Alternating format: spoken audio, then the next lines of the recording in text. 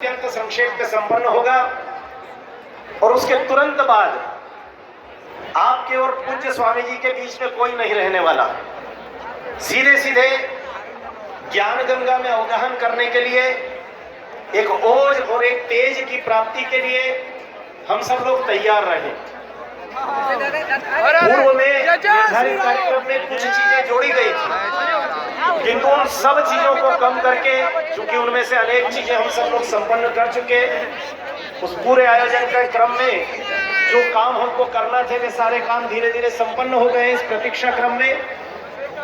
इसलिए सीधे सीधे पूज्य स्वामी जी का आशीर्वाद और मार्गदर्शन हम सब लोगों को प्राप्त होगा। जैसा मैंने निवेदन किया था कि इस मेले की जो मूल थीम है, जो सूत्र है, वह सूत्र है नारी शक्ति का सम्मान, मातृ शक्ति का सम्मान।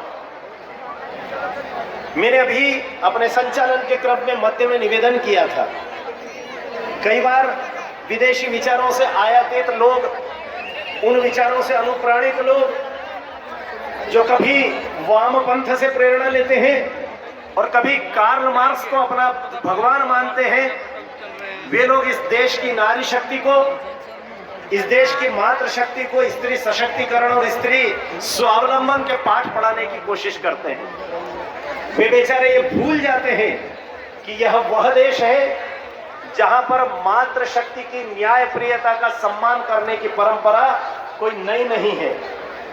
हम सब लोग आज जब बार बार माता अहिल्याबाई को स्मरण कर रहे हैं तो हम सबको याद आता होगा कि माता अहिल्या की एक राजधानी इंदौर हुआ करती थी तो दूसरी राजधानी महेश्वर हुआ करती थी। महिष्मती साम्राज्य के नाम से प्रसिद्ध वह संपूर्ण क्षेत्र इतना पावन और इतना पवित्र हुआ करता था कि मां नर्मदा के तट पर श्रेष्ठ से श्रेष्ठतम भाव जागृत हुआ। प्रतिद्वंदी अपने पति के प्रतिद्वंदी शंकराचार्य जी से कहती है कि पूज्यवर, आपसे एक मार्गदर्शन प्राप्त करना चाहती हूं।